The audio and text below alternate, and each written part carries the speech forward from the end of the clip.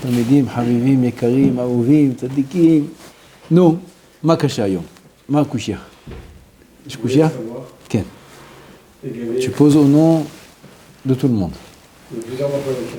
כן, בכבוד, כן, מה השאלה? On a déjà commencé à passer à la dernière, mais c'est la musique. Ouais. L'importance de la musique, Moutard, avant le moutard, et qu'est-ce qu'il faut, même si on sait moutard, qu'il faudrait mieux ne pas écouter.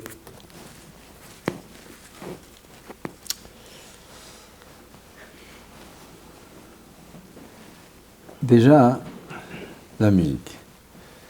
Donc, qu'est-ce qui est permis, qu'est-ce qui est interdit, qu'est-ce qu'on a le droit d'écouter, qu'est-ce qu'on n'a pas le droit d'écouter. Bon. Déjà, pourquoi écouter? Pourquoi je dis ça? Depuis que le Beth Amikdash a été détruit, il y a eu une gzéra de ne pas jouer d'un instrument. Quand on dit de ne pas jouer, c'est ne pas écouter non plus. Quelqu'un qui joue d'un instrument. Il peut prendre Eliezer la guitare, la darbouka ou la guitare, le soir j'entends en ce moment. La guitare, c'est toi? Hein? C'est la guitare. Ken. Pendant les sdari. C'est des bons simanim, moi, ici. Et on veut jouer comme ça, on veut s'asseoir, jouer de la guitare, chanter. Moutar ou asso? Asso. Shulchan Aruch. Dans quel cas ce serait moutar? Moutar que dans un cas où on apprend. On veut apprendre, ou alors dans le cadre d'une mitzvah. Dans le cadre d'une mitzvah, alors on a le droit de jouer d'un instrument, d'écouter d'un instrument, d'un orchestre, comme à un mariage, sauf certaines Kehilot à Yerushalayim qui ont pris sur eux un minhag à Yerushalayim de ne pas écouter ni jouer d'un instrument, même à un mariage. Même à un mariage. Il y a certaines Kehilot de Chassidim, comme ça, certaines Chassidouyot, que même au mariage, ils n'amènent pas d'instrument de musique. Ils mettent de la musique enregistrée, mais sans instrument. Ça, c'est l'exéra qu'ils ont fait. À part ça aussi, il y a une exéra de ne pas non plus être sa mère sur du vin. Chanter sur du vin. C'est-à-dire quoi, chanter sur du vin? On est assis ensemble, Yom Chol, pas Shabbat, on s'assoit et on chante. Pas des chants forcément pour Hachem, des mélodies comme ça, avec du vin entre amis, et on fait comme ça des mélodies. Quand tu gagnes, c'est des chansons qui ne sont pas de chez nous. C'est une takana, une xéra qu'on fait Chachamim depuis le Ramban Bet Amikdash. C'est assaut. Les poskim sont d'anim. Est-ce que la musique, lorsqu'elle est enregistrée, elle est permise? Alors, il y en a qui disent que oui. Pendant beaucoup d'années, les poskim, les anciens, ils disent que c'est assourd. Même la musique enregistrée, c'est assourd. Aval, de nos jours, tout a changé. De nos jours, tout a changé. De nos jours, on a besoin d'écouter de la musique. C'est même conseillé d'écouter de la musique. À varier, à la Shalom. À varier, plusieurs fois. Le conseil qu'il donnait quand il y avait des femmes qui étaient un peu tristes, à la maison, des femmes mariées, qui avaient un peu de tristesse, ou un peu comment on dit, un peu dépressif comme ça, où il y avait des tensions un peu à la maison, où il y avait des problèmes de shlomaï, des choses comme ça. Très souvent, il disait le conseil de mettre de la musique dans la maison. De mettre de la musique. Que dans la maison, on entend un fond de musique. Ça donne de la simcha. Aujourd'hui, les poskim me disent que même les 3 semaines de 17 Tammuz jusqu'à Tisha B'Av, où là-bas on n'a pas le droit d'écouter de musique minadin, plus grave que le Homer. Le Homer c'est un peu moins grave, mais c'est quand même assourd le Homer. Même ces périodes-là, quelqu'un qui se sent un peu, pas triste, mais un peu dépressif, et pour lui la musique c'est une refoua, alors qu'il écoute la musique. Donc quand on parle de musique, ça dépend dans quel cadre. Si on parle d'écouter parce qu'il y a un problème de tristesse, ou de dépression, ou alors il y a du sport sans musique. Ça ne marche pas, d'accord? Qui c'est qui peut faire du sport avec un chiot? À part moi. Qui? Moi, des fois, il y a besoin. Alors, on va dire, Rav Yaakov Yosef, c'est une Gan Eden, ça donne du kohot. Aval, on veut écouter de la musique, Ron, ça motive. Il va faire du jogging maintenant, avec un corps de Rav, on va dire. Il va faire 50 mètres, il va s'arrêter. Écoute la musique, ça motive. Okay? C'est moutar. C'est moutar dans ce cas-là. Donc il faut voir déjà dans quel cadre on écoute de la musique. Parce que mettre de la musique stam comme ça, pour rien, et écouter de la musique pour rien, alors on a un problème de Bitul Torah. C'est sur d'Oraïta. C'est Bitul Torah Gamour. Et la Imken, c'est le moment où il se détend, c'est le moment de sa pause dans sa journée. Il ne veut pas forcément dormir, mais son repos, c'est d'écouter de la musique. Dans ce cas-là, c'est une mitzvah. Tout dépend où on se trouve. Quoi qu'il arrive, écoutez de la musique qui est goy. La musique qui est goy. Avec des paroles de goyim. De manière générale, bevadai, que c'est quelque chose qui est interdit. Pourquoi ? Parce que la musique, comme on a dit, ça touche très très haut dans la neshama de l'homme. Les nevi'im, nous dit le Rambam, pour rentrer dans l'état de nevoua, le moyen qui était utilisé, c'était la musique. La musique. Les nevi'im, c'est le plus haut niveau, c'est le plus haut degré qu'on peut atteindre dans la voie d'Hachem. Ils sont déjà Talmidei Chachamim à des niveaux incroyables. Ils sont mekoubalim, ils savent tout. À quel moyen ils trouvent, quel moyen ils utilisent pour rentrer dans la nevoua? Pas le limoud, la musique. On leur ramène là-bas des musiciens qui leur jouent de la musique, et à travers la musique, alors le Rambam dit c'est une sorte d'évanouissement, ils tombent par terre, où ils sont déjà, doucement, ils tombent pas, oui, c'est pas, et doucement, ils rentrent dans un état de nevoua, et là, ils commencent à recevoir et à percevoir des choses, chacun selon son niveau. Il y en a un, il voit, il y a beaucoup de degrés dans la nevoua, il y en a, il voit plus clair que l'autre, il y en a, il voit des choses qui sont a priori, des images, il doit interpréter, il y en a qui voient des choses beaucoup plus claires. Il n'y a pas comme Moshe Rabbeinu. Moshe Rabbeinu, il voyait PLP d'abord. Moshe Rabbeinu, c'était Aspaklaria Meira. Aspaklaria, c'est comme le verre. Le verre, il était complètement transparent. Le verre qui sépare entre lui et la Shrina et la Kedusha, transparent. Il voyait tout. Il ne peut pas voir Hachem, il ne voyait pas Hachem. Il a demandé à voir Hachem. Quand il a dit, tu ne peux pas. Ki lo yir'ani ha'adam v'chai. Aval, il voit des choses qui émanent d'Hachem. On ne peut pas comprendre ce que c'est la névoie. Celui qui veut savoir exactement c'est quoi la névoie, il peut savoir. Il est écrit dans le Sefer Sha'arei Kedusha. Il est accessible ce Sefer, on l'a ici.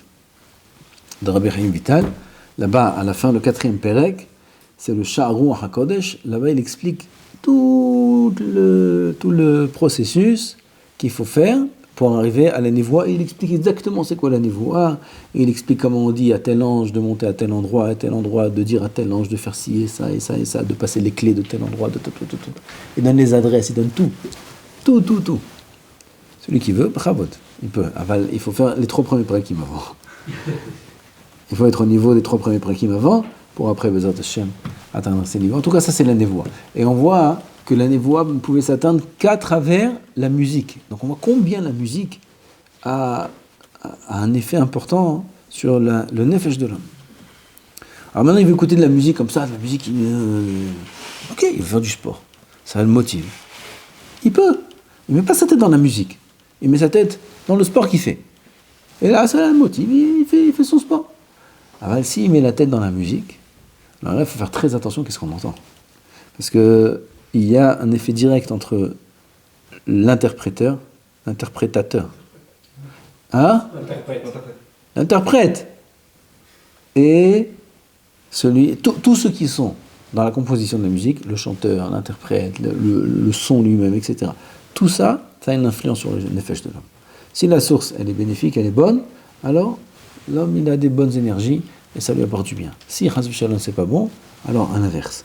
Ça, on parle quand l'homme, il est concentré dans la musique qu'il entend. Pas quand il fait du sport ou des choses comme ça, où il n'est pas concentré dans la musique. C'est juste du fond, la musique de fond, juste pour le motiver. Les personnes en elles-mêmes. Comment ? Les personnes en elles-mêmes sont mauvaises. Les personnes, la création, la kavana qu'il y a dans la création. C'est des choses qu'on ne peut pas comprendre. On a dit, la musique, c'est quelque chose de très, très, très, très haut dans le nefesh de l'homme. Tu comprends comment les Nevi'im, ils peuvent accéder à la névoie à travers la musique ? On ne peut pas comprendre ces choses-là. Mais ce qu'on peut comprendre de là et déduire de là, c'est que ça tape haut. sur l'impact, il est très fort sur l'homme. On s'en rend pas forcément compte, mais il y a des répercussions. Quelqu'un qui va écouter, moi j'ai vu ça depuis des années avec l'expérience des élèves, qui avaient beaucoup de mal, parfois dans les moods, qui avaient du mal dans la kedusha, qui avaient du mal qui n'avaient pas d'envie, qui n'avaient pas de ci, pas de ça. Des bons éléments, intelligents, qui avaient tout pour réussir. Très souvent on a vu que le problème était la musique qu'il écoutait.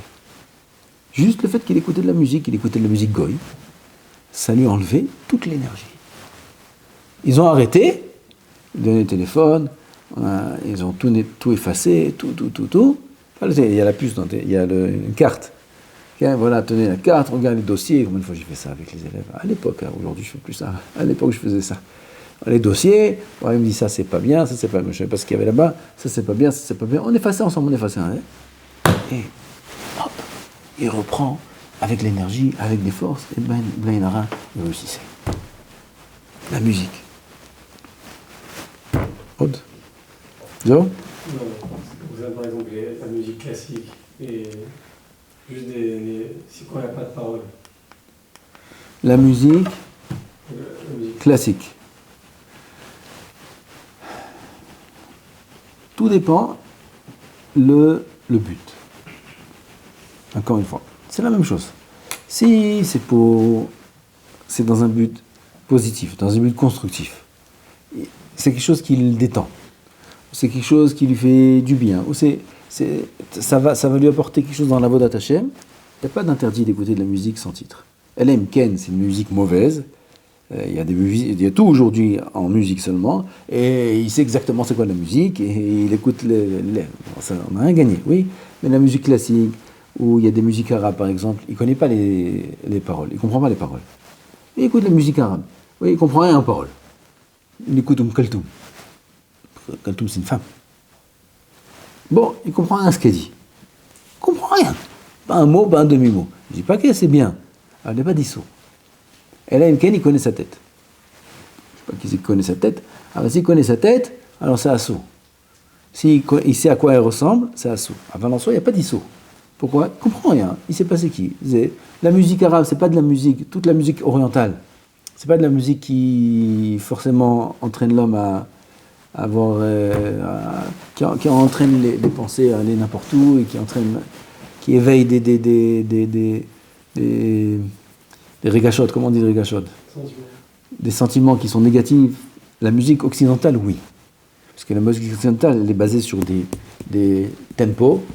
Tempo, comment on dit en français? Hein?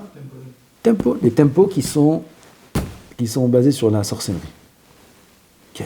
Tous les tempos qui sont de l'Occident, alors, c'est des choses qui sont basées sur la sorcellerie. Ça, dans la musique orientale, ça n'existe pas. Dans l'Orient, il n'y avait pas ça. Dans l'Occident, il y avait ça. Toutes les musiques qui sont des Noirs, d'Afrique, toutes ces choses-là. Oui, la majeure partie des musiques que les jeunes aiment aujourd'hui, ouais, je ne vais pas commencer à rentrer dans les détails, oui, des mots et des noms, bien que je sais très bien les noms, c'est pas raoui de dire ces choses-là dans le Beth Midrash. Oui, il y a des styles de musique que vous connaissez, et je n'ai pas envie de dire des noms, qui sont basés sur des rythmes qui ont leur source dans la sorcellerie. Alors, ça fait qu'on aime beaucoup. On entend des booms, des tam, des tam-tam, des ta-ta-ta-ta-ta-ta-ta-ta, des rythmes qui sont très connus. Et ça fait... Alors, sûr, on rajoute des paroles d'Africains et des trucs. Et en plus, ils ont des têtes de genoux. Alors là, Bchnal, ça fait que l'homme, il est parti dans le décor. Oui. Tout ça n'existe pas dans l'Orient, dans l'oriental.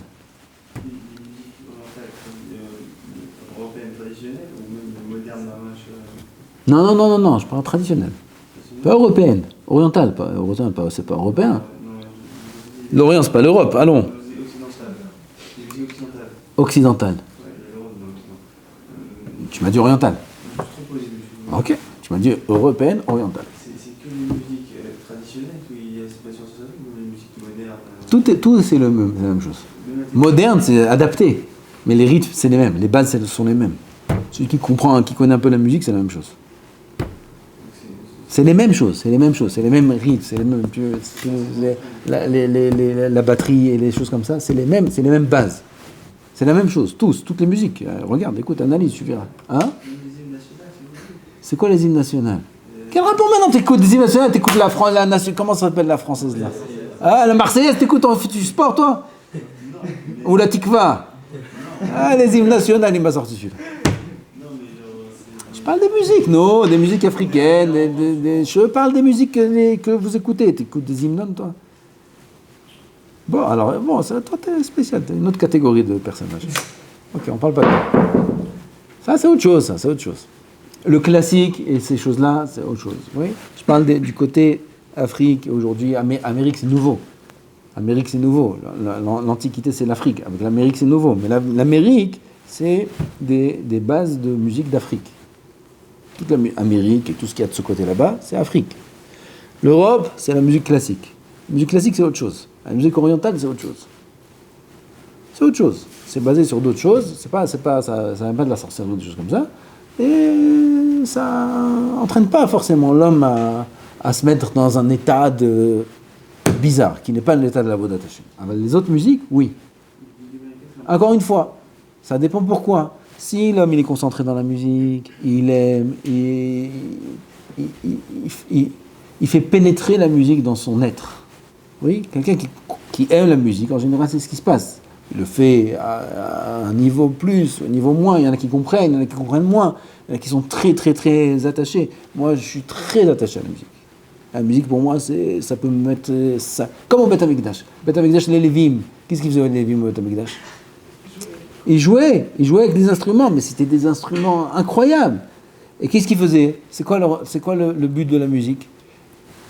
Celui qui amenait un korban, toute la journée, il y avait des gens qui amenaient des corbanotes. Pourquoi? À cause des fautes. Il y en avait qui étaient effondrés. Ils avaient le corban comme ça, tu sais, le bal de chouva comme ça, qui misquait. J'ai fauté. Les Lévim, ils voyaient tout de suite celui-là, il est trop triste, celui-là. Il lui faisait une musique. Bamakom, il se remplissait de simra. Il était heureux, il amenait le corban de simra. Et à l'inverse, il voyait un comme ça, Baal Gava, qui en a rien à faire de sa faute, il a un corban, il est riche, il a plein de zé. Il faisait une musique, il le décomposait. Avec la musique. Il entendait la musique, il commençait à pleurer, il commençait à faire vidéo, il commençait à faire... Avec la musique. On voit que la musique, elle peut mettre dans un état certain, celui-là, en fonction de la musique qu'on écoute, en fonction de combien on fait pénétrer la musique dans son être, combien on se concentre dans la musique. Et ça a un effet énorme sur l'homme. Si un homme, il aime beaucoup la musique, et il écoute la musique qui est mauvaise, et il s'identifie avec la musique, il la laisse, il peut devenir un goy. On a vu ça chez qui? Chez Acher.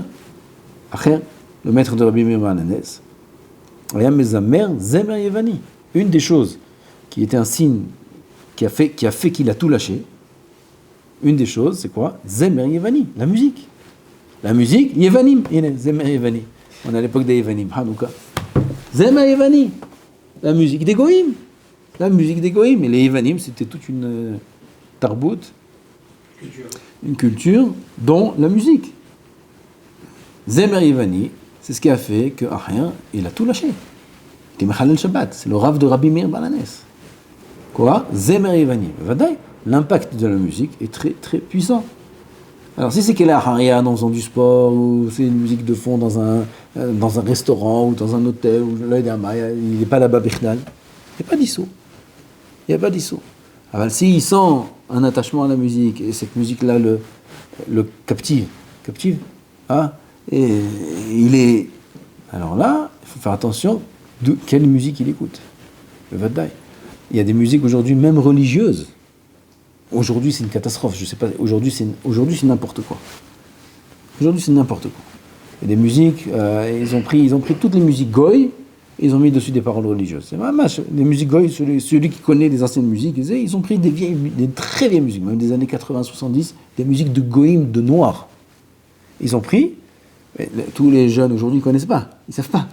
Ils entendent une musique chassidi, ils disent kilou chassidi. C'est pas chassidi. C'est une musique de noirs. Des années 70, 80. Ils écoutent ça, et ils sont contents, et ils dansent dans les mariages et tout. Mais c'est une musique qui n'est pas cachée Bechnal. Alors, ils t'ont mis des paroles à la panim, des paroles aussi sont à la panim. Ça, j'en parle pas. Aval, des vraies musiques chassidiques, d'il y a 10 ans, 15 ans, Kol Sheken, des musiques qui sont des musiques authentiques, juives, les piyutim, tout ça, c'est Metsuya. Justement, je peux te rajouter, tu me dis pas si tu penses à Abraham, qui a dit qu'il y avait un rap qui allait écouter aux portes des églises de musique des Goïm pour les remettre à la synagogue en juif. Là, il est. Là, je m'arrête. Si on peut écouter les musiques. J'ai jamais entendu ça. Là, j'ai jamais entendu ça. Là, même moi une source à ça. Un rave, qu'est-ce qu'il a rien à faire sur un rave? Qui étudie à toi. Voir la source. Les musiques sans parole en général. Les musiques sans parole. Parce que vous avez... Encore, on a parlé de ça. Musique sans parole, ça dépend. Si je connais les paroles, ou je connais, ou encore une fois, les rythmes de la musique, ça veut dire, je vais dire, ah, avec les mots, c'est pas bon, les trucs de noir, c'est pas bon, alors je vais écouter la même chose, mais sans parole. Non, c'est pas ça. De base, c'est écrit sans parole. De base, ça a été écrit sans parole. La règle générale est l'effet que ça fait sur la personne. L'effet que ça fait sur la personne, c'est tout. Quand j'écoute cette musique, quel effet ça me fait? Est-ce que ça me fait de la gava, ça me donne des idées, ça me donne des choses pas bien, ça me dit, ou non, rien. Ça me fait du bien, ça me détend, tout va bien, ça m'entraîne nulle part, ça me dérange pas après dans le limoud, tout dépend de ça. Il n'y a pas de règle générale de dire ça oui, ça non. Tu vois? Donc la musique sans parole, tout dépend de l'effet que ça te fait. Si ça te fait du bien, et ça t'aide dans la Avodat Hashem, Matsuyan, c'est mitzvah. Sinon, ça entraîne la tête à penser à certaines choses, ça éveille des dimyonotes qui sont pas forcément des bonnes choses, même si ce n'est pas des choses malsaines, mais ce n'est pas des dimyonotes qui entraînent l'homme à avancer dans la bonne direction, alors non, il faut changer. Est-ce qu'on peut télécharger de la musique sur YouTube? Qu'est-ce que tu fais sur YouTube? Avec Hein? un... Avant, à l'époque. Avant que tu fasses tchouva. Ah. Ah ouais, c'est maintenant, on a des musiques sur YouTube, on peut les télécharger avec le site, etc.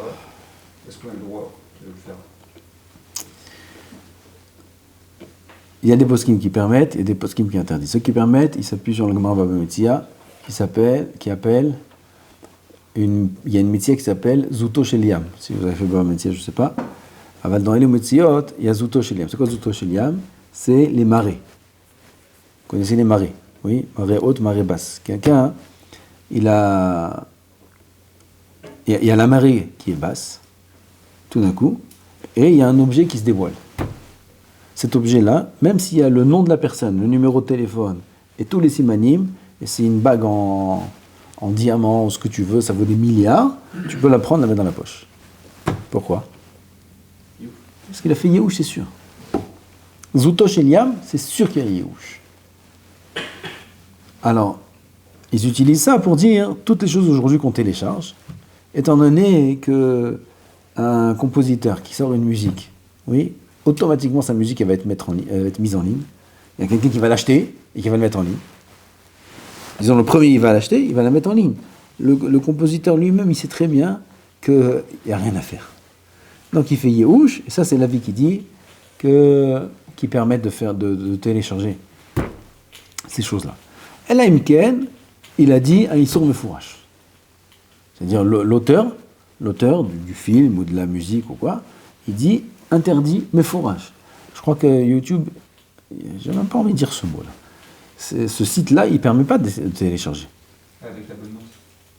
Ah, il veut de l'argent maintenant? Avant, il ne donnait pas avant. Pas obligé. Hein? Pas obligé. Quoi, pas obligé? Enfin, nous on paye, vous pouvez... Non, avant, il n'y avait pas la possibilité de télécharger là-bas. Des années, je me rappelle, il y a des années avant. Non, c'est pas nouveau aussi. Moi, je sais, comme ça, c'est dans ma tête. Ouais, de ce site-là, on ne peut pas télécharger. Et eux-mêmes, ils te disent, je ne sais pas moi, moi, j'ai pas été, mais quand j'ai demandé à des gens, ils disent, on ne peut pas, parce qu'il y a des droits d'auteur. Assourd. Et maintenant, ils disent, eux aussi, ils ont fait Youch. Tout le monde fait Youch, tu vois. Ça reste sur l'application. C'est des téléchargements que je peux écouter que sur le site en question. Mais sans payer. Si, on paye. Ah, mais eux, ils payent aux droits d'auteur? Voilà. Ah, ok, donc tu payes aux droits d'auteur. Donc sur ce titre que tu dis, si c'est payant, c'est moutard. Maintenant, du coup, il y a une autre manière. Dans ce cas-là, c'est moutard. Moi, je crois que tu parlais de prendre et de voler. Sur ce site, tu peux pas voler. Si. Ah bon? Et on peut retourner. On peut toujours. Bon, alors il y a Zouto chez Lia. Alors, il ma sœur. Je dis Marocaine. Si quelqu'un qui n'a pas de kiff spécial dans la musique, c'est mieux qu'il écoute quand même ou pas? Usage personnel, il ne doit pas avoir 10 ans. Il ne doit pas avoir 10 ans. Usage personnel, on peut être mécanique. Usage personnel. Alors, de là à faire de l'argent sur ça, c'est là. Quoi? Quelqu'un qui n'a pas spécialement de kiff dans la musique, c'est mieux qu'il écoute ou pas? Donc, c'est peut-être pas Si ça lui fait rien, ben pourquoi tu veux qu'il écoute? Non, Il n'aime pas les beignets. Il y a une yann, Hanouka de manger. J'ai vu, ils m'ont raconté dans le Halon d'Idabrout. Vous connaissez Idabrout? Ah, ça, ils ont exagéré. Dans les questions là-bas de Rav Yitzhak Yosef, une des questions là-bas, ils m'ont sorti ça cette semaine à la maison. Même les enfants, ils ont rigolé. Ils ont dit, comment ils n'ont pas honte de mettre une question pareille? Est-ce qu'on a le droit de manger un beignet avant le premier jour de Hanouka? Non, mais maître. Hein? Les questions, Rav Yitzhak, ah, tu sais? T'as chez Elazo? האם מותר לאכול סופגניה לפני יום הראשון של חנוכה? C'est baltosif. Non, c'est ça la question. Il y a pas de. C'est quoi le chachash? C'est baltosif. Baltosif. האם יש חשש? D'abord, il n'y a pas de baltosif avant. Baltosif, c'est que après. Quelqu'un qui veut s'asseoir dans la Hanouka, dans la souka. Dans la souka, on sait acheter le souka un jour avant Soukot. Oui, Soukot, c'est 8 jours, 7 jours. Il veut s'asseoir un jour avant Soukot. Il y a Baltosif? Non. Un jour après Soukot? Oui. Baltosif, c'est que après. C'est pas avant. Donc la question, elle commence même pas. Si oui, il avait dû te poser la question, est-ce qu'on peut manger un beignet le 9e jour de Hanouka? Ça, c'est la question, est-ce qu'il y a Baltosif ou pas? Mais avant le premier jour, c'est quoi la question? Et le Rav, là-bas, il répond, je sais pas si c'est vraiment le Rav Yitzhak, je crois pas.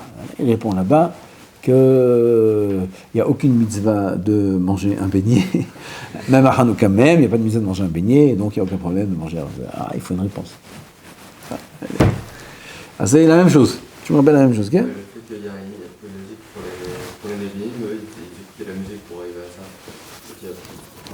Tout le monde est loin de ça, il n'y a pas de vignette. Non, si, quand tu seras Navi, Bezat Hashem, t'écouteras la musique. Ah ben, la musique, c'est très fort. Moi, j'ai vu le Ravari, il a parlé de la musique, Ravari, il parlait de la musique, et lui-même, il écoutait beaucoup de musique, mais des musiques de Regesh. Les Shiri Regesh des Ashkenazim. Ça, c'est des musiques qui sont très, très fortes. Ça, c'est des musiques qui peuvent emmener l'homme à un niveau d'Irachamaïm très fort. C'est momentané, c'est comme un médicament, c'est sur place que ça marche, mais l'homme, il peut s'élever très, très haut. Le Ravari lui-même, je ne sais pas comment dire en français, fondé en pleurs, comment on dit? Fondé en larmes. Il fondait en larmes. De chants, de nigunim, d'ashkenazim, tzamanafshi, edid nefesh, il fondait en larmes le Rav, dès qu'il écoutait. Il écoutait ces chants-là. Il nous a dit lui-même. Je vous parle à la fin de sa vie. Quand, moi, il y a 2-3 ans, on était avec lui, il nous a dit, il n'y a pas au monde comme le Shiri Regesh. Comme la Darga des Lévin. Il n'y a pas au monde comme les Shiri Regesh. Pour s'élever. Bavadaï, celui qui est mitraber au shir, aux paroles surtout. Aux paroles avec le nigun, décollage immédiat. Il décolle, ça fait beaucoup ça. Celui qui écoute la musique dans ce cadre-là, les mitzvah là, ça donne beaucoup d'Irat Shamayim. On n'est pas obligé d'écouter la musique, on peut chanter aussi des nigunim. On peut chanter aussi tout seul. Chanter un nigun, chanter. C'est d'avoir Gadol Merod. Comment? Sur ton site. Tu cherches la compilation, tu vas avoir 3-4 heures d'affilée. Marod. Un talib par rapport à son rap. Deux questions, c'est comment un talib choisit son rap? Quelqu'un il choisit pour choisir un bon rap. Et il pose toutes les questions à son rap. Que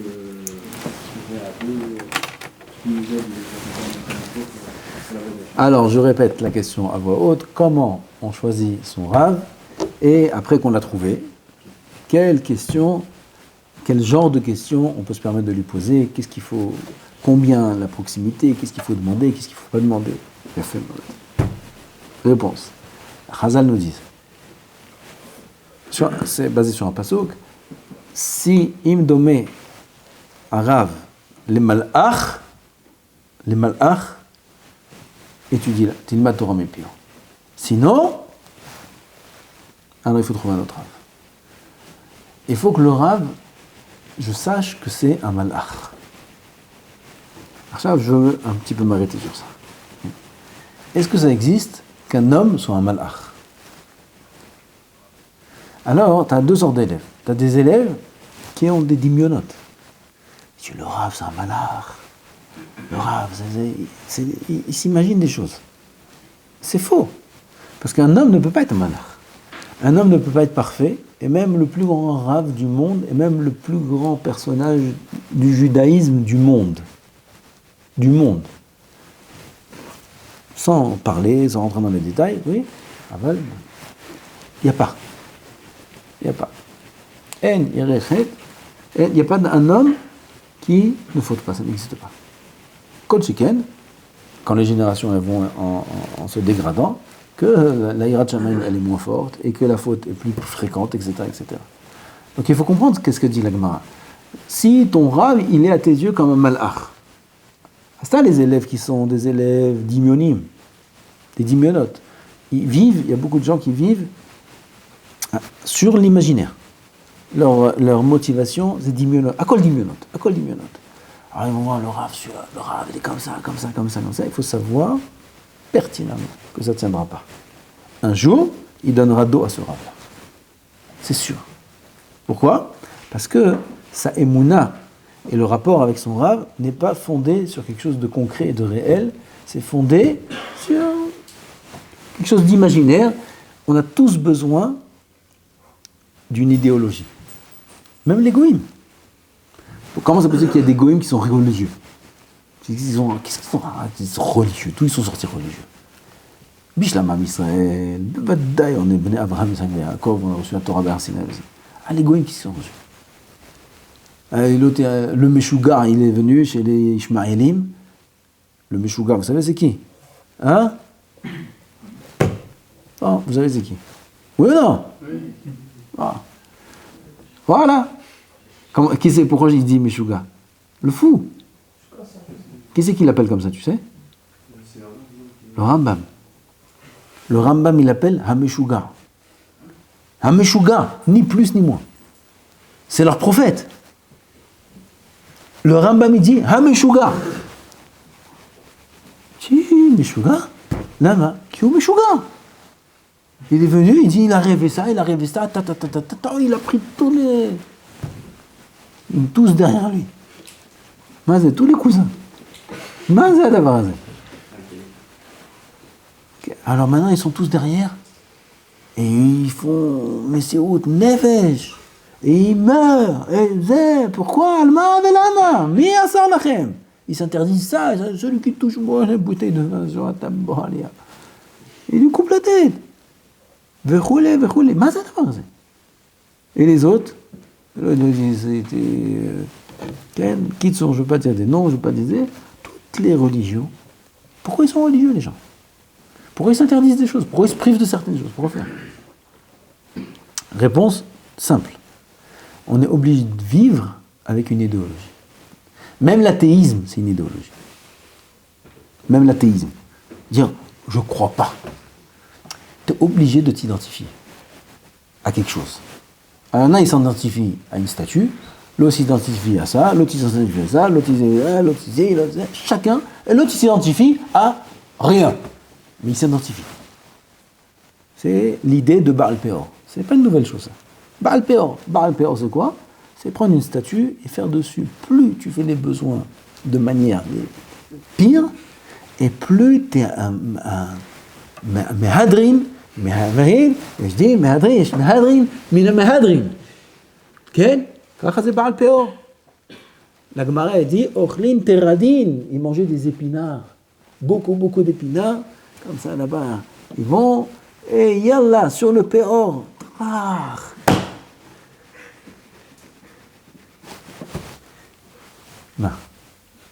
Arrêtons-nous une seconde. On parle de qui ici? On parle de chien.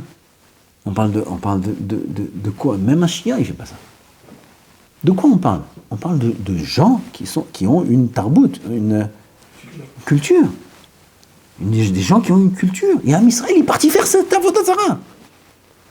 Cette Avodah Zarah-là, le sens profond de cette Avodah Zarah, profond. Il y a beaucoup plus profond que ça.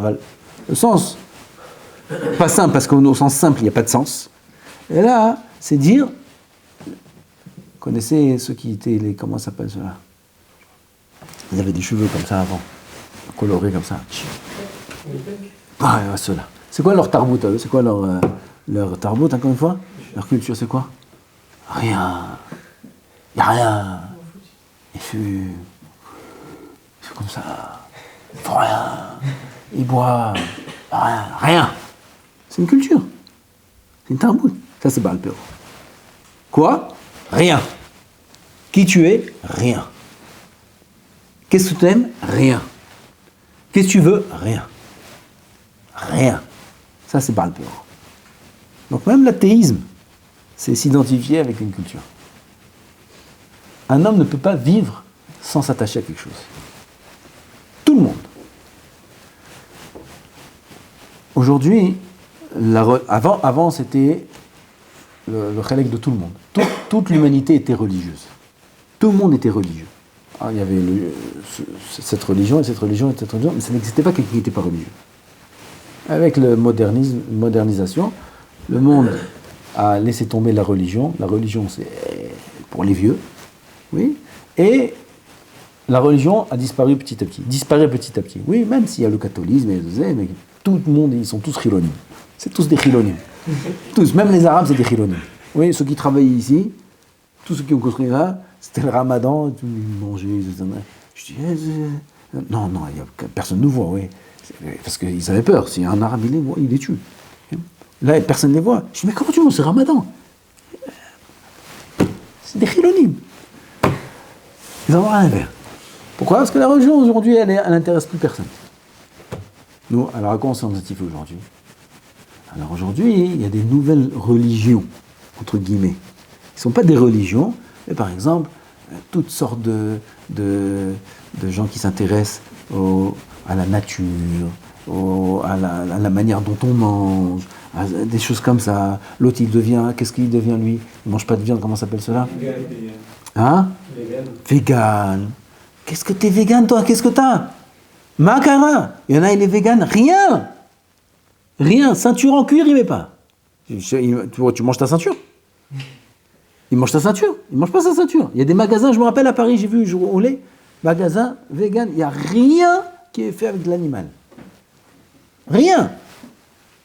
Des œufs, il ne mange pas. Du poisson, pchita. Rien.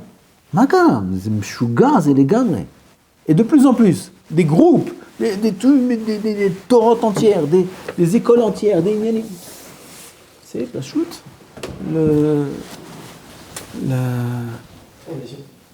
ouais, pas transition, le khilouf de la religion. Le khilouf, je sais pas comment on dit. Pas le halouf, le khilouf. Hein? La mutation. Non, oui, la mutation, si tu veux, de la religion. Ça veut dire, au lieu d'être religieux maintenant, on est vegan. C'est un mode de vie. C'est s'attacher à quelque chose dans la vie. On est obligé de s'attacher à quelque chose dans la vie. L'autre, il va être vegan, l'autre, il va être ça, l'autre, il va être ça. Moi, je suis comme ça, moi, j'aime ça, moi, j'aime ci, moi, j'aime ça. Chacun, il s'attache à quelque chose dans sa vie. Parce qu'on est obligé de s'identifier à quelque chose. Nous, Baruch Hashem, on a Boré Olam. On a la Torah Kedosha. C'est la seule chose qui est émette sur terre. On s'identifie à 100% et on est dans l'émette à 100%. Aval, les goïms, ils n'ont pas ça. Ils sont obligés de s'attacher à quelque chose. Ils avaient la Avodah Zarah pendant 5000 ans, 5500 ans ou 5700 ans, ils avaient la Avodah Zarah. Il y en a encore qui y ont aujourd'hui. Et depuis la Avodah Zarah, elle est tombée dans le monde. Alors ils s'attachent, ils s'identifient avec toutes sortes de choses dans le monde.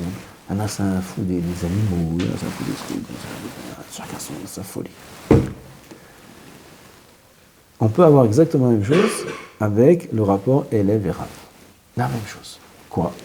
En réalité, cet élève-là, il est comme tout homme sur terre, comme un goy. C'est un peu dur de dire ça, mais ne prenez pas dur, mais l'idée, elle est vraie. Oui? Quoi? Il est obligé de s'identifier. Il est obligé d'avoir une émouna, une croyance en quelque chose. Oui? Combien il croit en Dieu? 10%. Combien ils croient au Rav? 100%. Il y a un problème. Il y a un problème. Un problème. Ouais, le Rav. Et Dieu, oui, bien sûr, Dieu, mais le Rav. C'est un problème. Il faut savoir que cette personne-là, c'est sûr, à un moment venu, il va abandonner le Rav. Et peut-être tous les rabbinim, et peut-être Dieu même. Il va tout abandonner. Sûr. Pourquoi? Parce qu'il construit son rapport avec un Rav comme un simple besoin d'émouna, un besoin d'être attaché à quelque chose, un besoin de s'identifier à quelque chose. Alors maintenant il a fait tchouva, il est religieux, alors quoi? Enfin, il y a le Rav. Bon, c'est pas très mal, c'est pas très grave. C'est pas très grave. Elle va que tout le monde, tout en Israël soit comme ça, c'est déjà c'est sûr ma chérie. Mais c'est pas la meilleure, c'est pas la façon d'agir. Le rapport entre maître et élève, c'est-à-dire l'élève qui doit avoir un maître, la Gemara dit il doit être à ses yeux comme un ange. Mais c'est pas possible, c'est pas un ange. Alors comment il peut être à mes yeux comme un ange? Alors c'est pas juste méode de savoir quelle est la chokhma du Rav, quelle est la avodat Hashem du Rav. Qui est le Rav? Le Rav, c'est quoi le Rav? Le Rav, c'est quelqu'un qui a passé déjà dans l'avodat Hashem. Il s'est déjà fait un chemin, il a déjà, première chose, lui-même eu un Rav, lui-même a appris d'un Rav. Faire très attention aux rabbanim qui viennent de nulle part. La première chose, quand on me parle d'un Rav, que je ne connais pas, je demande, c'est qui son Rav? Ou quel yeshiva il a étudié? De quelle lignée il provient? Qui y a au-dessus de lui? C'est le maillon de quelle chaîne? Et si on me dit personne, alors il peut être tzaddik, il peut être kadosh, il peut être ce qu'on veut, c'est possible, c'est possible. Mais aller apprendre la Torah de lui, c'est pas évident. Pourquoi? Parce qu'il te transmet sa Torah à lui, qu'il n'a reçue de nulle part.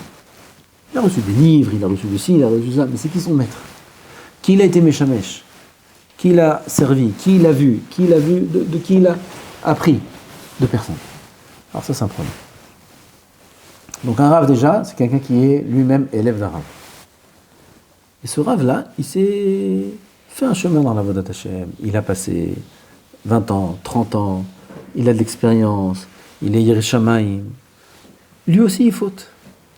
Lui aussi, il a des midot. Et on peut le voir chez son maître. On peut voir chez son maître les mauvaises midot, on peut voir chez son maître les chulshot, les faiblesses. On peut voir chez son maître telle chose, et telle chose, et telle chose.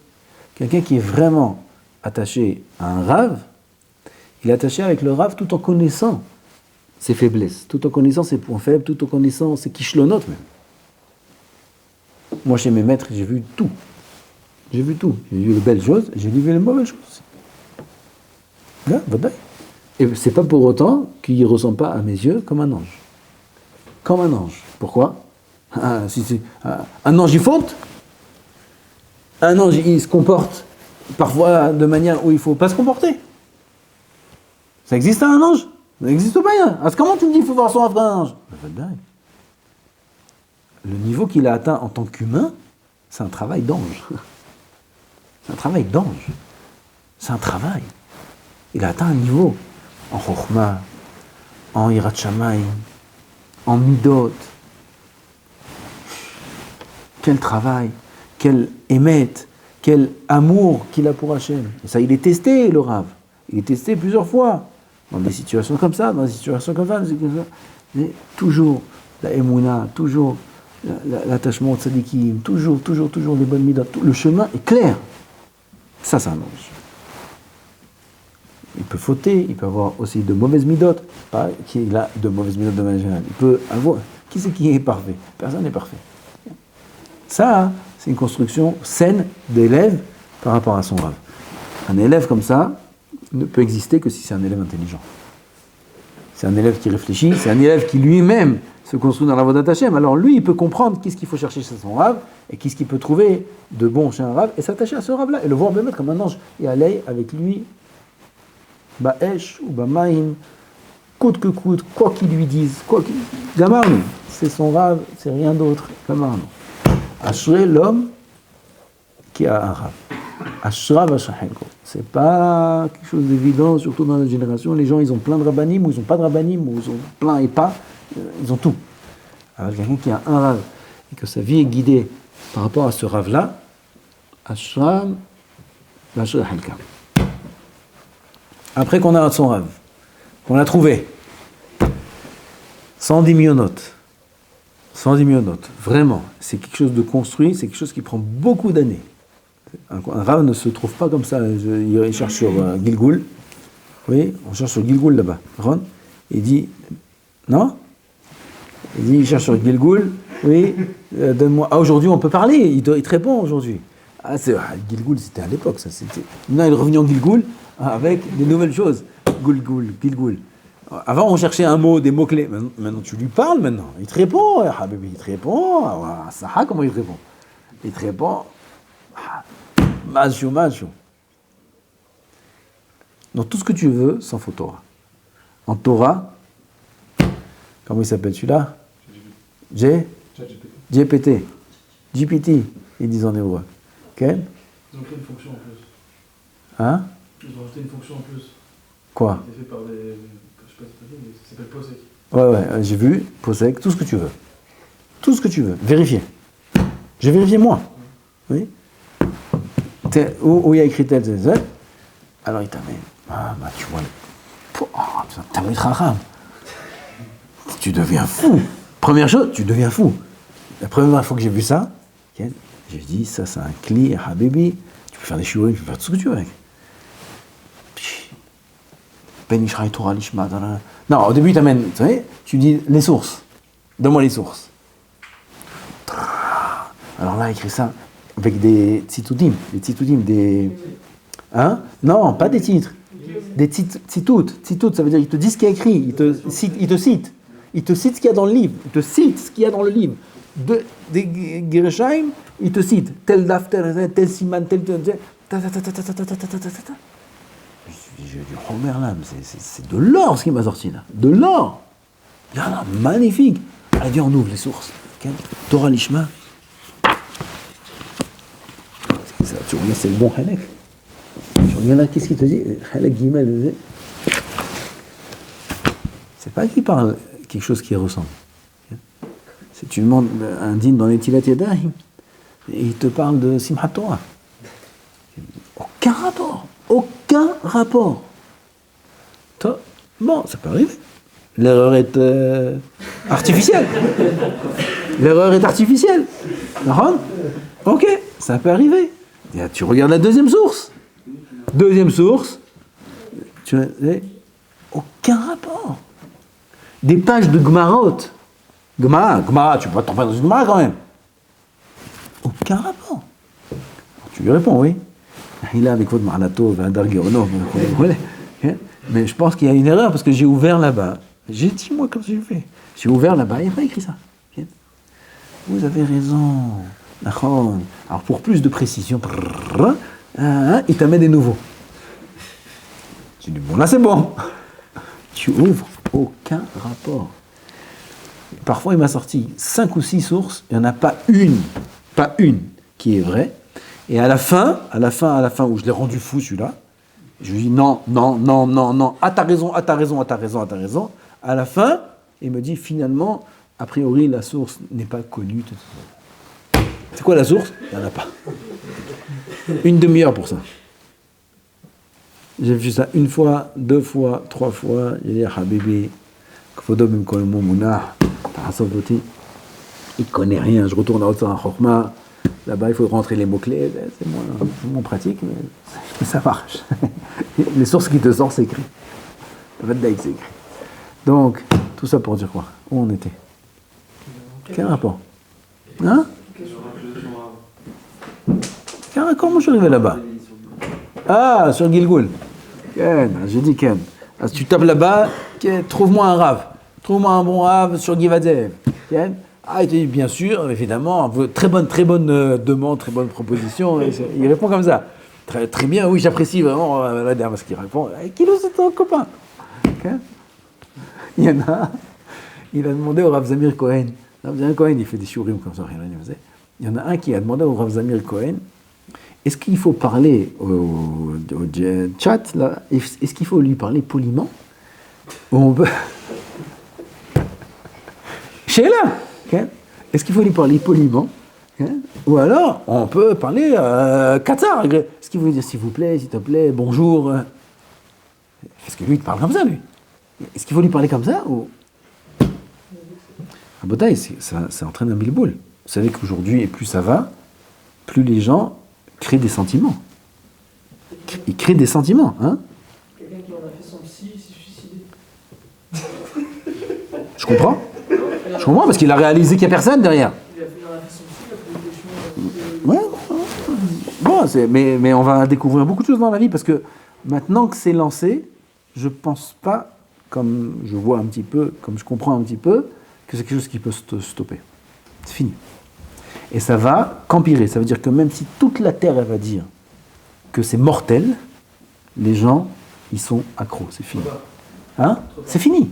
Et c'est exactement les scénarios les pires, les plus d'horreur que les gens s'imaginaient il y a 30 ans, il y a 40 ans, de ce qu'il y aura en 2023, 20... Ah bah oui, on y est. Maintenant, ils créent les robots avec ça, des armées, mais le pire des films qu'ils ont créés, on y est, Rabotai.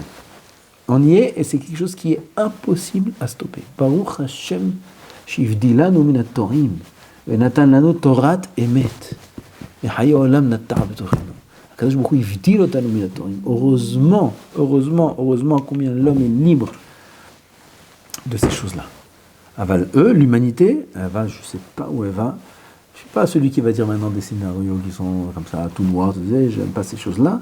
Aval, déjà aujourd'hui, sans parler de ce qu'il y aura demain, aujourd'hui, la situation est grave. Et ça devient une dépendance. Les gens, ils en ont créé un sentiment d'amitié. Comme ça, le Rav Zamir Cohen, il a dit, il faut faire attention de ne pas rentrer dans ces choses-là. C'est rien. C'est une machine. C'est une machine. C'est pas un ami. C'est une machine. Alors il a dit, il faut juste ne pas parler agressivement, ne pas parler juste pour pas s'abîmer soi-même ses midotes. Parce que quelqu'un qui va parler de manière agressive, alors il va devenir comme ça agressif, même avec des gens.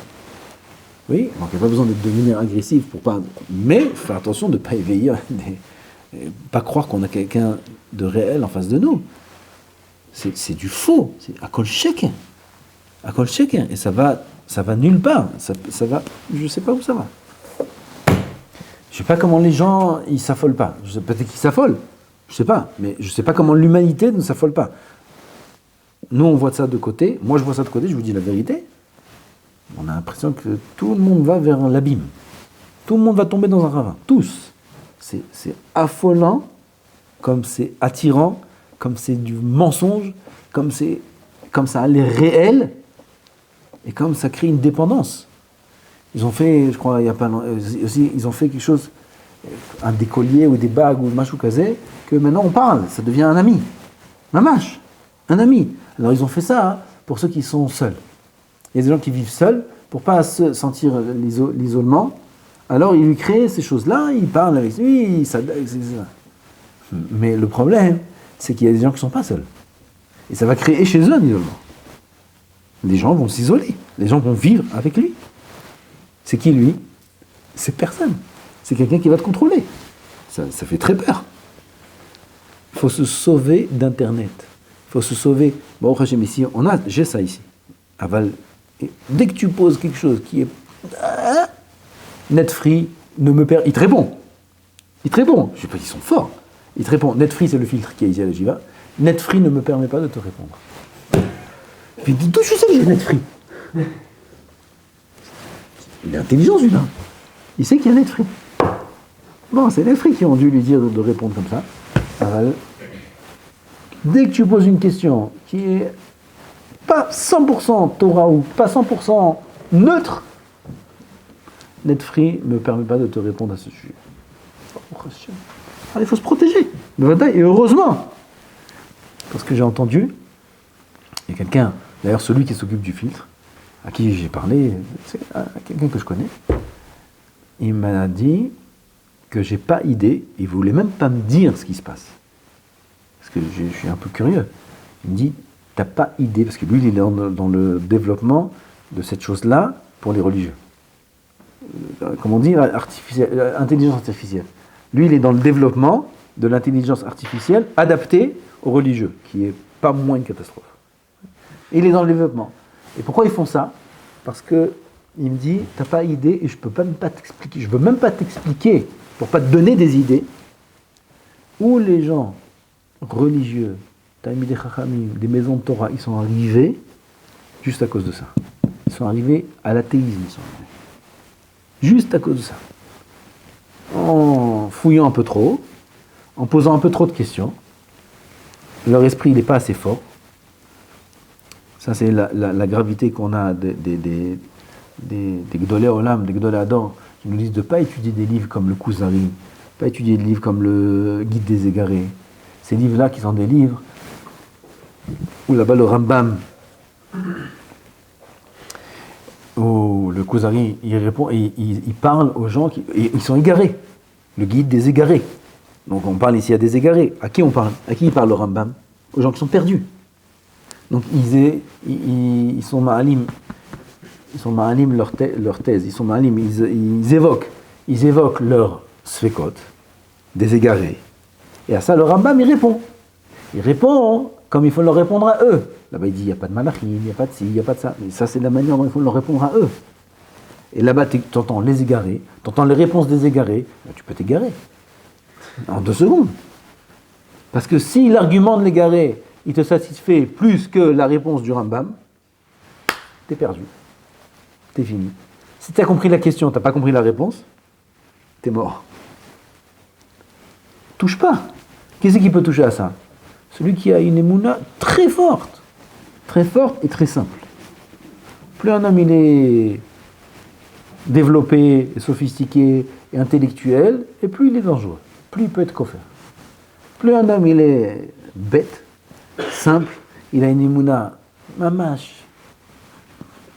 pshuta, comme la grand-mère du Maroc, comme l'arrière-grand-mère du truc.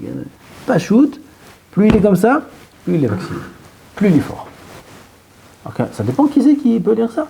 Quelqu'un qui est très très fort au niveau de sa émouna, qui l'a construite, qui a déjà passé beaucoup d'épreuves, il n'a pas lâché Hachem jamais de la vie, il ne lâchera jamais Hachem de sa vie. Alors, il peut s'intéresser à ce qu'écrit le Rambam dans le Moreh Nevuchim, aval des gens qui sont un petit peu philo sur les bords, et qui aiment un peu l'intellect, qui aiment et qui n'ont pas d'expérience en Torah, ils lisent ça, moi j'en connais. Moi, j'ai connu quelqu'un qui a dit des choses très graves. Ben Torah. Je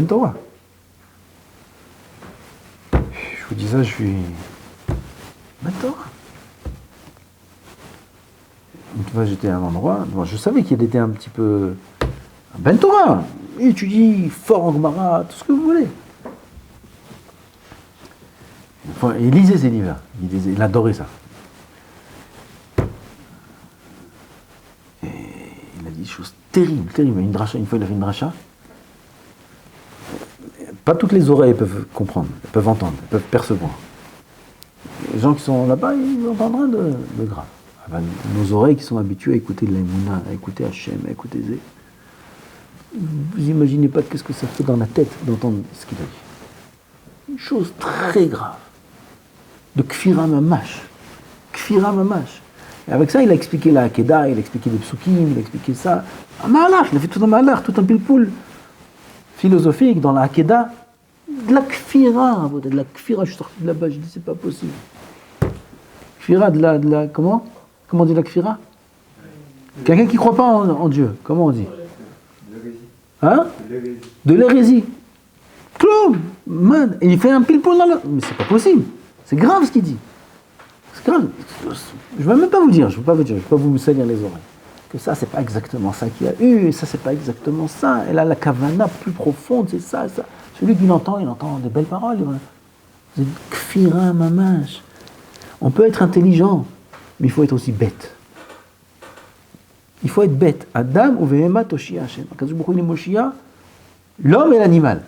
Mais c'est l'homme et l'animal. Hashem, il délivre L'homme et l'animal. L'homme, oui, l'animal, quoi, quel rapport? Elu bnei adam arumim bedaat, shemesimim atzmam kabehema. Il s'agit de gens qui sont arumim, qui sont très intelligents. Ils sont plus que intelligents. Ils sont arumim. Arumim, c'est futé, rusé. Et c'est plus que l'intelligence. La ruse, c'est plus que l'intelligence. Et quand bien même, ils se comportent, ils réfléchissent comme un animal. L'animal, il ne réfléchit pas. Le hamor, tu lui mets la carotte, il avance. Il la mangera jamais, il la touchera, il avance. Hamor, c'est un hamor. Et il avance. J'ai entendu une phrase, je la dis tout le temps. Un hamor, s'il avait un peu de jugeote, est un peu intelligent, il se suicide. Qu'est-ce qu'il a dans la vie? Qu'est-ce qu'il fait dans la vie? Le cheval, il galope, la vache, dans la prairie. Le hamor, il est attaché toute la journée. Et on le détache pour lui mettre sur lui 500 tonnes et le faire marcher tout avec une carotte. Qu'est-ce que c'est cette vie-là? Si un hamor, il devient un petit peu intelligent, il se jette par la falaise. Il dit, mais ils m'ont pris pour un hamar. C'est le frère du monde, celui-là. Hamor. Comment Kadosh Baruch Hu, il le laisse vivre? Qu'est-ce qu'il a fait Hachem pour qu'il vive? Il lui a enlevé l'intelligence. Le hamor, le symbole de l'idiotie. C'est le hamor. T'es un âne. Quelqu'un est idiot, on lui dit t'es un âne. Pourquoi? L'âne, c'est le symbole de l'idiotie. C'est l'inverse de l'intelligence. Et c'est exactement ce qui le fait vivre. C'est grâce à ça qu'il vit. Mais la reine Issachar, Hamor Garem, Issachar, qui est le symbole de la Torah, Magaram qui devient Issachar, Hamor. Le Hamor Garam qui devient Issachar. Comment le Hamor il a entraîné qu'il devienne le plus grand Torah? Parce que pour devenir grand Torah, si on est un peu trop philo sur les bords, alors on se pose trop de questions, on abandonne tout. Il faut être Hamor. Il ne faut pas réfléchir. Et on parle de gens qui savent réfléchir. Oh, comment ils savent réfléchir. Et quelqu'un qui sait très bien réfléchir, il comprend que parfois, il comprend dans son intelligence qu'il ne faut pas réfléchir. C'est de l'intelligence de comprendre ça. Pas tout le temps. Dans certains domaines, au contraire, dans certains domaines, il faut réfléchir. Il faut l'arcor, il faut trouver Hachem, il faut comprendre c'est quoi la ira, la hava, tout ça. Là-bas, il faut beaucoup réfléchir. Dans un tosfot, dans une marab, il faut réfléchir. Mais quand on parle de Emouna, là-bas, il faut éteindre l'ordinateur. Pas veille. Éteins. Emouna, 1000%. Ah, mais comment tu expliques? Je sais pas. Mais là, comment ça marche pas? Il sait pas. Il sait pas réfléchir tout d'un coup. Il sait.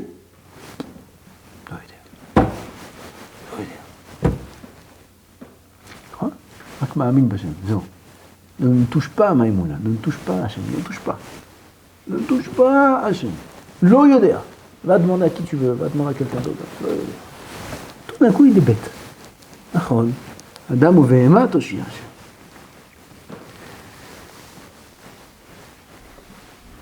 Nous? Hein? Non. Combien de temps vous disiez que dans 30 ans, tu Tu me reprends beaucoup d'étapes avant.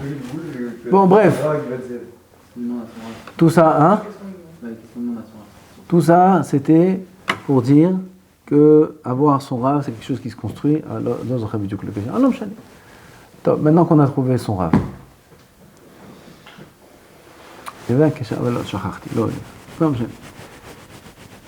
On a trouvé son rave, on a compris c'est quoi un rave d'abord.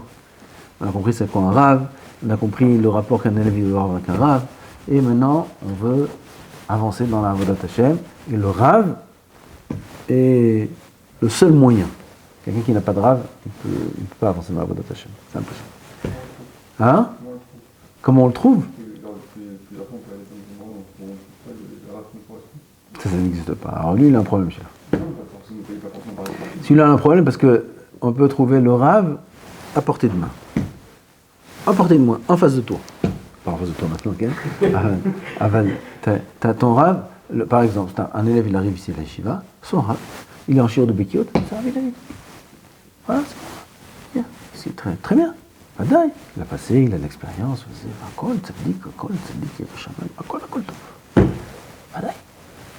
c'est le premier cachet, le premier rapport.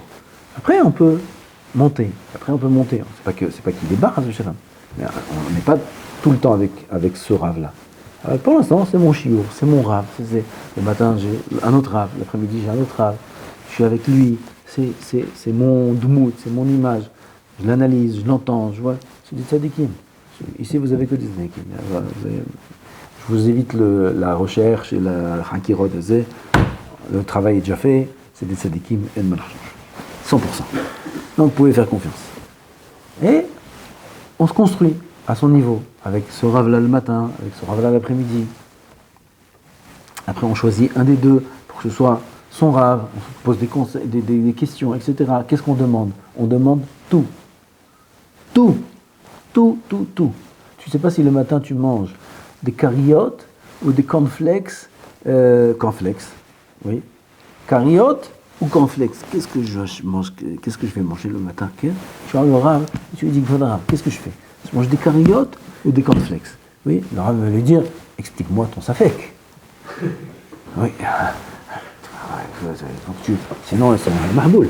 Il faut qu'il ait un safek. Pourquoi ça? Plus que ça. Ça peut être au niveau des calories, ça peut être au niveau du prix, ça peut être au niveau de la pratique, ça peut être au niveau du temps, ça peut être au niveau de ci, ça peut être au niveau de ça. Ça on peut le manger sans lait, sans fait du lait. Oui, mais voilà. Il a des spécotes. On va demander au rave. Mange des cariotes. Je mets des chaussures avec des lacets ou des chaussures sans lacets? Hein? C'est une question importante, ça, ou pas? C'est une question de Gdolé Olam, cette question. Les Gdolé Olam, à des niveaux qui sont trop hauts pour nous, ils s'arrêtent sur ces choses-là. Pourquoi? La chaussure, elle se met sans lacets tout de suite.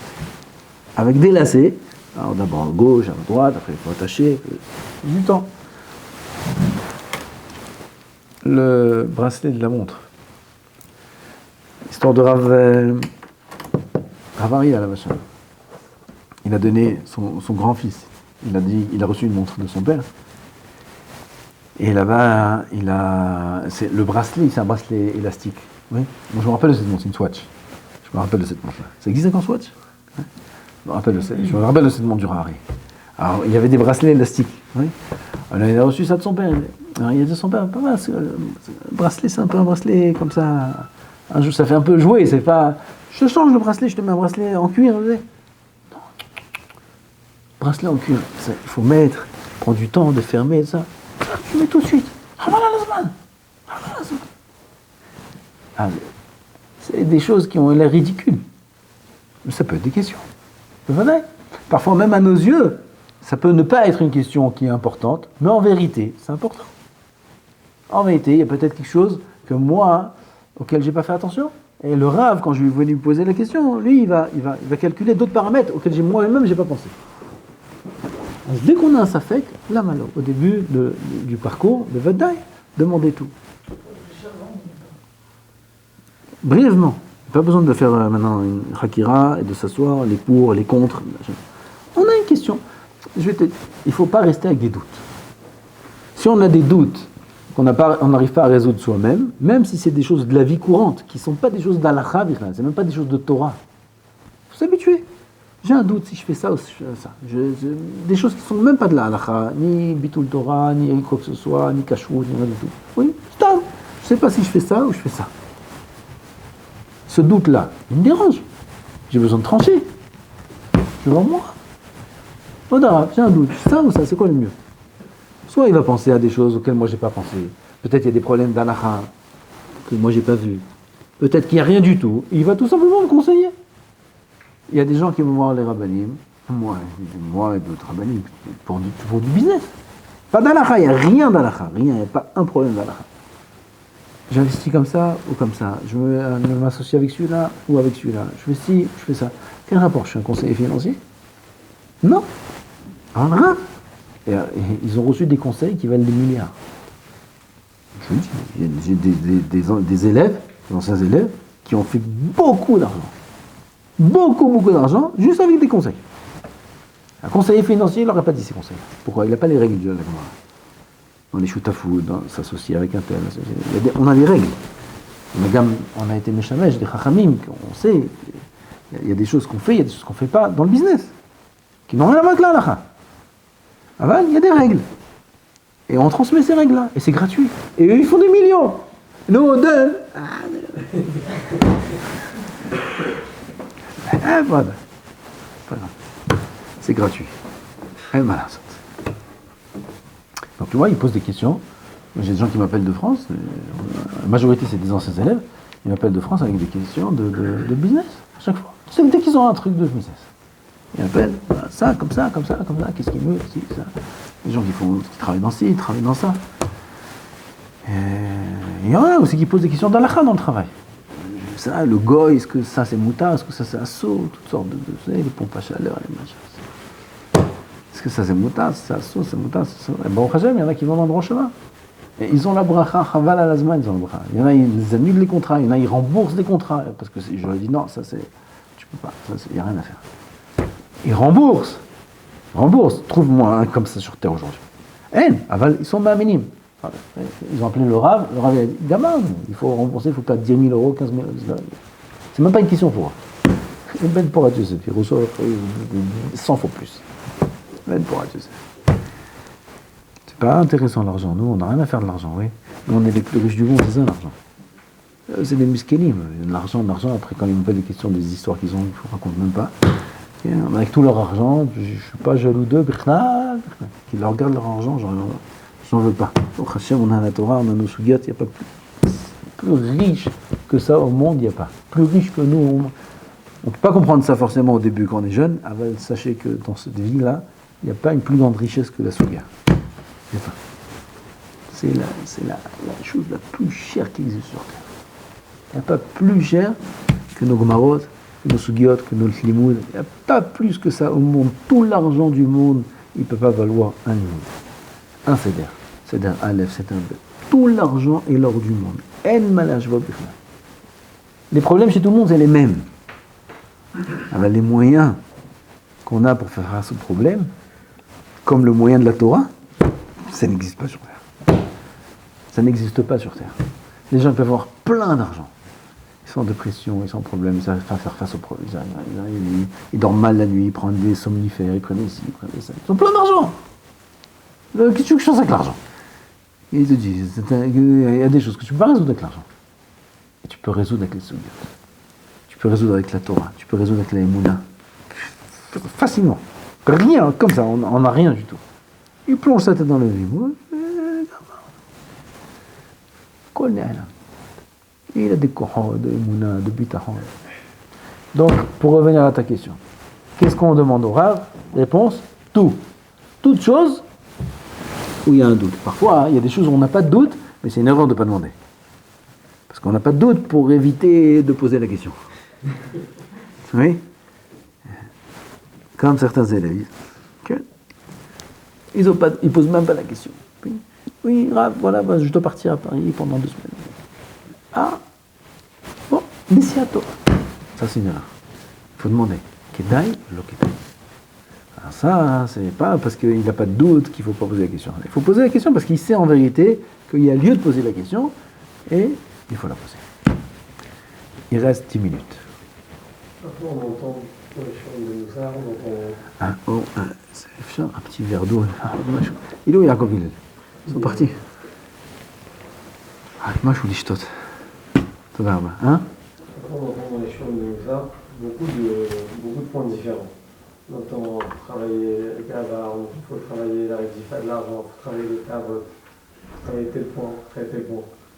Et après, quand on va arriver au moment de faire du Moussard, alors on va faire une chose, mais on sait qu'il faut travailler d'autres choses et on ne sait pas qu'est-ce qu'il faut commencer, de quelle manière avancer à la chaîne. Parce que là, en tout cas, je pense que j'ai l'impression que si je avance dans ce point-là, alors dans les autres points, je vais rester derrière et je ne peux pas tout avancer en même temps non plus parce qu'il faut le constat. La question est comme ça. Il y a plusieurs points à travailler. Il y a du moussard sur un des points, qui n'est pas forcément le point principal. Maintenant, je vais utiliser le moussard sur ce point-là. Qu'est-ce que je fais avec les autres points? C'est ça la question? Réponse. Alors, la réponse, c'est une réponse d'$1 million. $1 million la réponse que je donne. C'est la réponse que personne n'entend, que personne n'accepte, que personne n'applique. Et c'est la seule et unique réponse. Et elle vaut $1 milliard. $1 milliard il faut cette réponse. Réponse. La Avodat Hashem s'acquiert petit à petit. Petit à petit. De manière constante, assidue et régulière. C'est Zéakol. Toute la terre, ils font des montées, des descentes, des montées, des descentes.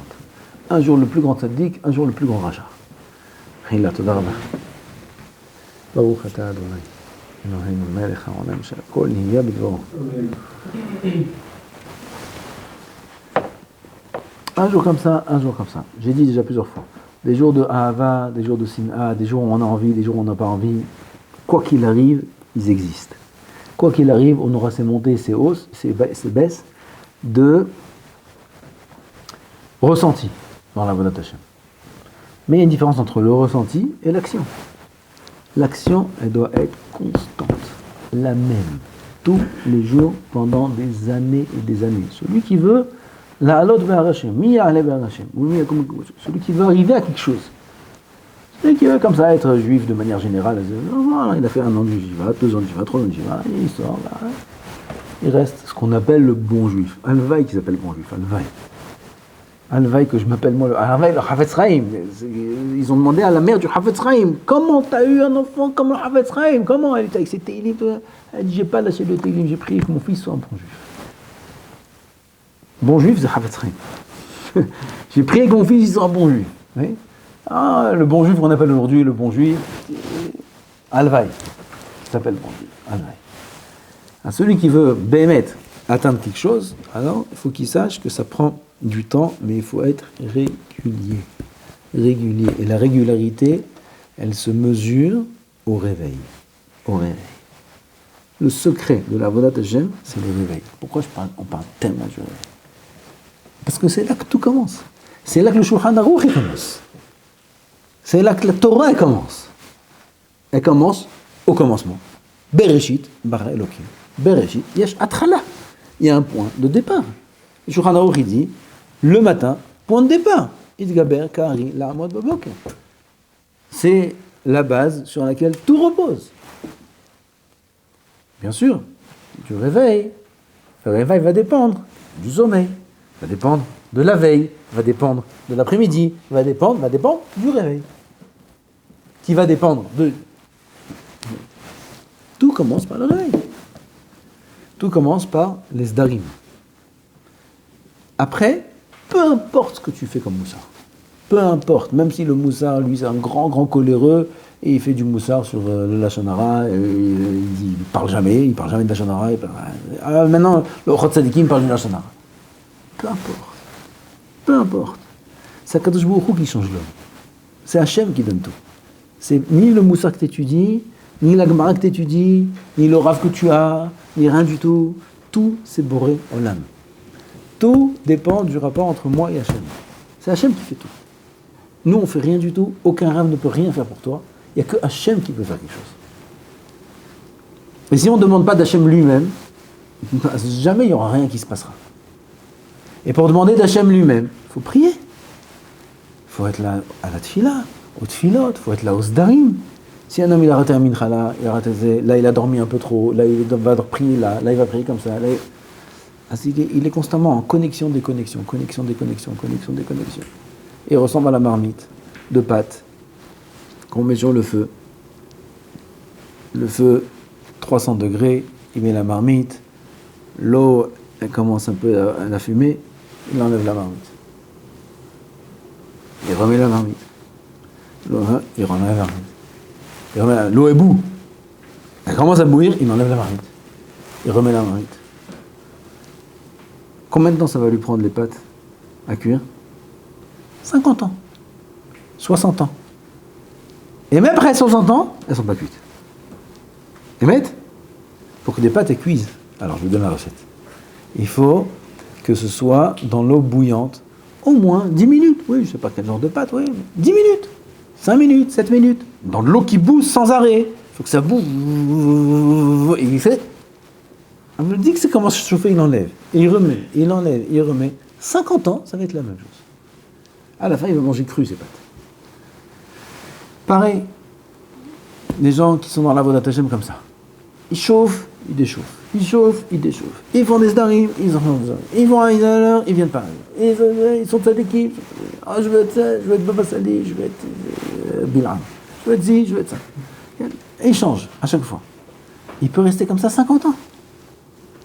La chokhma, c'est de faire des kinyanim. Des kinyanim. Une fois, il y a quelqu'un qui était chez Hazonish, qui a parlé en Torah avec le Hazonish. Et quand il est sorti, le Hazonish était très, très, très émerveillé. Et Miklaev de cette personne-là. Cette personne-là n'était pas un des grands rabbanim. Il y avait chez le Hazonish des beaucoup plus grands que lui qui sont rentrés le voir. Jamais ils ont vu chez le Hazonish, les élèves du Rav, ils n'ont jamais vu chez le Rav une pa'alout de quelqu'un. Et là, cette personne-là, qui n'est pas le plus grand des Chachamim, même pas peut-être... Ils ont vu comment le Hazonish il t'pa'el lui-même. Et ils lui ont demandé, c'est écrit dans Maaseish ce cours-là. Ils ont demandé au Hazonish, un des Gedolim, il a demandé au Hazonish, qu'est-ce qu'il a vu chez cet homme-là qu'il était mitpa'el? Hazonish il a répondu, cet homme-là, ça aussi ça vaut 1 milliard ce que je vous dis. Il a des kinyanim. Il ne connaît pas tout, il ne connaît pas beaucoup, mais ce qu'il connaît, il connaît parfaitement. Miseït Pa'el Hazonish. Il connaît parfaitement. Ça demande de l'assiduité, la régularité. Pas comme ça, globalité. Ah, il fait ça, il touche à ça, il touche à ça. Un jour il fait des darim de Rashi, un jour il fait des darim de ça, un jour il change de Moussa, un jour il fait... Quand les airs, bon, ça j'ai fait, ça je préfère ça, je préfère... Pose-toi, assieds-toi. Il y en a, ils changent de yeshivot. Après, c'est dans les kolélim. Moi, jusqu'à aujourd'hui, je connais un, ça fait 30 ans, il change de collègue. 30 ans. Donc, je le croise tous les 3-4 ans. On se croise quelque part. Alors, qu'est-ce que tu fais? Ouais, alors j'ai changé de collègue. Il me dit, moi, qu'est-ce qu'il est? Le même que je l'ai connu à son mariage. Le même niveau, le même truc, la même chose. Il n'a rien construit. Ça fait 30 ans qu'il change de collègue. Il y a des barmourim comme ça. J'y va. Pose-toi. Assis-toi. Et commence. Commence à construire. T'as trill. Les années, elles passent. 1 an, 2 ans, un homme, il se retrouve, il a 25 ans, il a 30 ans, il a 40 ans. Ça y est, les années, sa vie, elle est finie. Qu'est-ce que t'as fait à l'âge de 40 ans? Bah voilà. J'étais dans plusieurs kolélim, plusieurs yeshivot, voilà. Choum nafkamina quel yeshiva tu es. Choum nafkamina quel kollel tu es. Aucune. Même Rav, vous dites, il faut trouver son Rav. J'ai cherché mon Rav, Tu peux chercher toute la vie. Comme tu peux trouver tout de suite. Qui c'est le Rav? Lui. Il est à Kol. C'est un tzaddik, il est Shamaim. Il n'y a pas besoin que ce soit rien. Il a vécu dans la Vodat Hashem. Il sait donner des conseils. C'est lui. D'accord. Après, quand tu auras besoin de plus, parce que tu seras déjà à son niveau à lui, il faudra que tu cherches plus. Et après, plus. Et après, plus. Ça, c'est en fonction de l'âge, de la vie, des années. Pas du jour au lendemain. Aujourd'hui, un élève à l'Yeshiva qui a 1, 2 ans, 3 ans, il n'a pas besoin que son Rav ce soit... Il y en a, son Rav, c'est Rabbi David, Abou Hatzera. C'est qui ton Rav? C'est Rabbi David. Quel rapport à toi, Rabbi David? Quel rapport? Parce que tu vas à Naria une fois tous les 3 ans et tu lui poses une question, c'est ton Rav. Quel rapport? Et quand tu sais pas si tu manges des cornflakes ou des carottes, tu t'appelles Rabbi David. Comment il peut être ton Rav, Rabbi David? Comment il peut être ton Rav? Comment ça peut être le Rav de quelqu'un d'autre? C'est qui ton Rav? C'est Ilouka. C'est qui ton Rav? C'est qui ton Rav? Comment ça peut être ton Rav? Rabbi David Cohen? Oui, ça je comprends. Pourquoi? Il est là, il est accessible. Tu peux lui demander cornflakes, tu peux lui demander des chaussettes vertes ou bleues. Tu peux lui demander ce que tu veux. Et il est là, il te répond. Là, il va demander au Rav une fois tous les 10 ans. Tu sais qui est Rabbi David Mohamed? Il est à des années-lumière de toi, frère. Alors, si tu dis Bracha Vatsacha, c'est ton Rav, gamin, non? Et te dit oui, fais, non, fais pas. En 2 secondes, après les Shabbat, tu te jettes, tu te pousses. Mais comment ça peut être ton Rav? Vous voyez? Je cherche mon Rav, je cherche ton. Qui tu cherches? Je cherche des grands personnages. Ça peut être pas un Rav, ça. Ça peut être mon Rav Yitzhak Yosef. Il y a une question sur Rav Yitzhak Yosef, si ça peut être un Rav ou pas. C'est pas juste. Je peux en faire mon Rav? Non. Je peux en faire ton Rav. Mais il me donne son numéro. Et alors, s'il me donne son numéro? Et j'ai une travaux avec lui 1 fois par semaine. Je peux faire mon Rav? Non. Ton Rav, il faut qu'il soit accessible. Il faut qu'il soit en face de toi tous les jours, tout le temps. Il faut que tu le vois, il faut que tu le vives, il faut que tu le sentes, il faut que tu... Tu peux pas. Tu vois, ça peut pas son Rav, ça. Tous les gens qui disent lui c'est mon Rav, il se trompe. Ils appellent ça mon Rav. Mais c'est impossible que ce soit le Rav. Ça n'existe pas juste pareil. Le Rav, il faut le vivre. La définition de rapport entre élève et Rav, je l'ai entendu de Gdolim, de mon Rav lui-même, qui l'a entendu du Rav Zaratia, je pense, plus haut que ça encore, et je l'ai vu écrit dans le livre Sichot Moussar de Rav Chaim Shmulevitz. Là-bas, il a tout une sikha sur ça. En 2 mots, qu'est-ce qui définit le fait que je suis vraiment l'élève d'un Rav? Quoi? C'est que dans n'importe quelle situation au monde, je suis capable à 100% de savoir qu'est-ce que mon Rav aurait pensé à ce moment-là. Ça, c'est la définition. C'est-à-dire qu'il vit le Rav, il est l'ombre du Rav. Il sait exactement qu'est-ce que mon Rav dirait à tel moment, dans telle situation, telle question, telle personne, comment il répondrait, telle personne. Exactement. C'est en 1 jour, c'est en 2 jours, c'est en 10 jours. Des années. Des années où il vit le Rav. Il est tellement attaché, il le comprend tellement, il le vit tellement, il est tellement attaché à sa pensée, à sa manière d'agir et de vivre, qu'il devient lui. Il devient lui. Moi, on m'a dit plein de fois que je ressemble à mon Rav, que je pose que tout il dit la même chose. Aujourd'hui, moi, je sais exactement 1000%. Tout ce que mon Rav y penserait, sur n'importe qui, n'importe quand, n'importe quoi.